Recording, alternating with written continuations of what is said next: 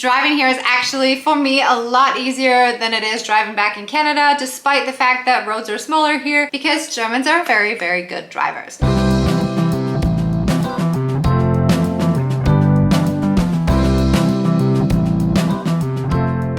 Hey there, my name is Jenna and I'm a Canadian who has been living here in Germany since 2014. I share all of my tips and tricks to living here in Germany, and today we are going to address the topic of driving in Germany. So whether you're coming as a tourist just to explore the beautiful landscapes of Germany, or perhaps you're moving here and looking to drive for your first few months without a German license, watch this video to the end because we are going to go through a bunch of tips that are going to help you not only feel comfortable driving here in Germany, but also understand what's mandatory and what's not. And of course, I also have many other videos about driving in Germany, the culture shocks I've had. So make sure you hit that like button and don't forget to subscribe because there is more amazing content coming your way soon. So let's start from the beginning. You're sitting at home, you're looking at rental car companies. Great! Make sure you're using the German websites and not the international websites or the website from your home country. They're typically going to charge you a lot more than the German site will. You're also going to notice that depending on whether you're renting a manual transmission or an automatic car,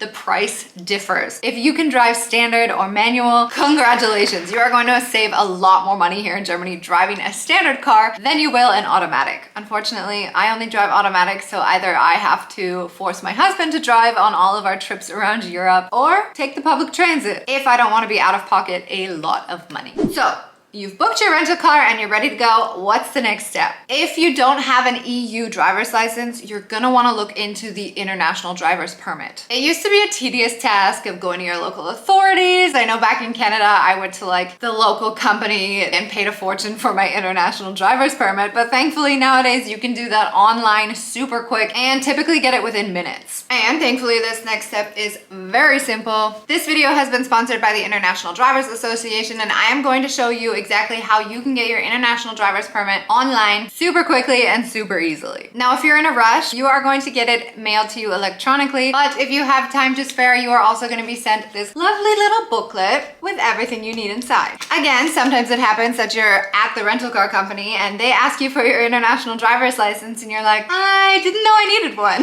It's not mandatory to have an international driver's permit. However, a lot of rental car companies actually do require that for their own purposes. With that being said, if you are currently watching this video because you are sitting right now at the car rental company not able to pick up your car because you don't have an international permit, well then you're in luck. The application process is super simple. All you need to do is a few things. You need to fill in your personal details, you need a copy of your driver's license, and a photo of you that is similar to a passport photo. That means if you're in a rut and you need it right away, quickly go stand on a white wall, snap a photo of you that looks like a passport photo. That will work to provide a copy of your driver's license. It doesn't have to be scanned. You can take a quick snapshot on your phone. You do have to be 18 years or older to apply, and there are no tests required to apply for it. So your digital copy should be sent to your email right away, which means you should be able to drive on out of there with your rental car right now. You're welcome. But just make sure that the countries that you want to travel to do accept this digital copy as well before you actually go and buy the international driver's permit. When you get this booklet in the mail, it is going to include a few very cute stickers. I've got an exclusive VPN offer here, your international driver's permit book, which you have to carry with you at all times, and then of course your international driver's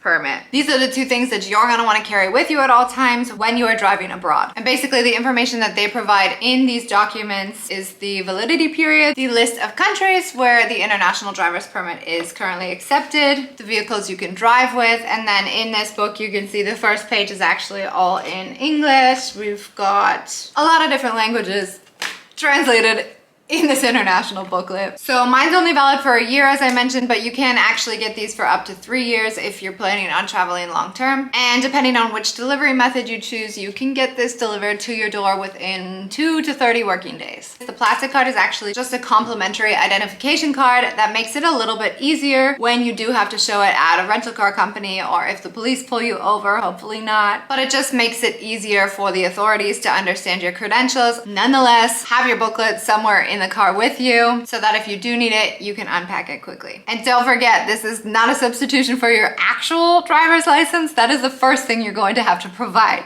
So always have that with you too. As I mentioned, many rental car companies around the world actually do require this, and authorities may actually ask for it. Another point to mention is that if your driver's license is in English, of course, this is going to be a little bit easier for other authorities to understand. If it's not in English, I would definitely recommend getting an international driver's permit because chances are the authorities are not going to speak your language. Nonetheless, with English as well, it just speeds the process up a lot more if you have that translated piece of proof that you're able to drive. And that is going to be accepted in over 150 different countries. So you can go online and check if it's accepted by the country you're going to, but Germany is definitely included. We are going to move on to some of the rules of the road here in Germany because let me tell you, they are definitely different. But before I do that, I just want to mention if you are moving to Germany, do not forget that the international driver's permit is not going to work after you've stayed in the country for 6 months. That means that you're going to actually have to have either an EU driver's license or a German driver's license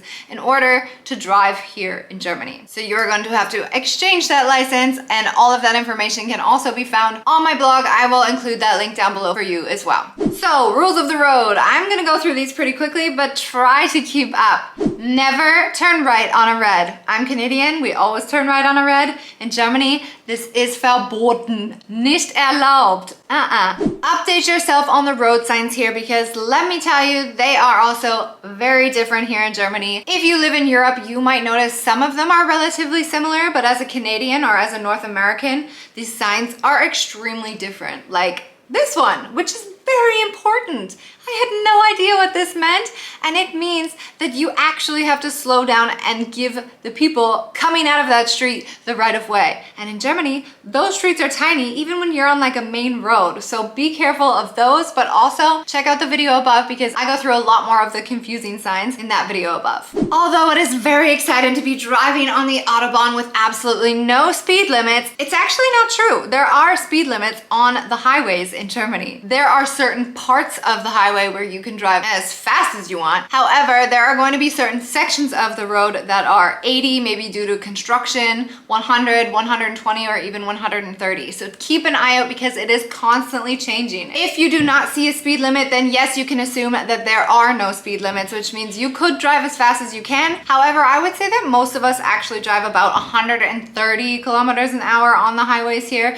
just to be safe. If you're in doubt, just go with the flow of traffic. Driving too slow can also be very dangerous, so just drive the way other cars are driving and stay in the right lane. The left lane is only for passing in Germany, so if you're staying in the left lane, you can cause serious accidents. I find that traffic is actually not that bad in Germany, but if there's an accident, the entire highway gets shut down. Also, another very important thing to know, especially when driving on the highways, if there is traffic, you will notice that a lot of the cars kind of merge naturally to the left and right sides of the highway. That is because if there are emergency vehicles that need to get through, they've got this right of way right through the center of the highway. And I know that might sound confusing because for me, for example, coming from Canada, everybody pulls over to the right. If that's not the case, but you do hear an emergency vehicle coming, move to your closest shoulder. So now that you know the rules, let's have some fun. AKA, here's a few more tips that you might want to know when you're driving around Germany and exploring all of the beautiful and amazing sights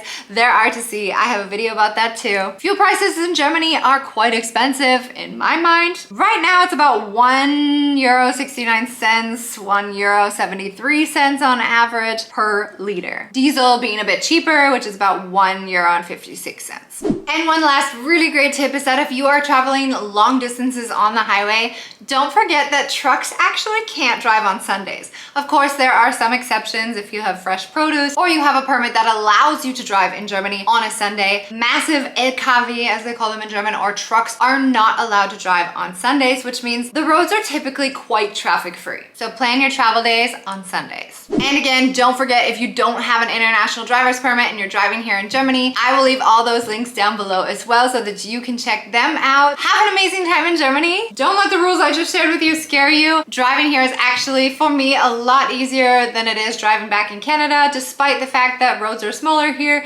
because Germans are very, very good drivers. So follow the rules I told you and everything will be a breeze. Vielen, vielen lieben Dank und wie immer, bis später.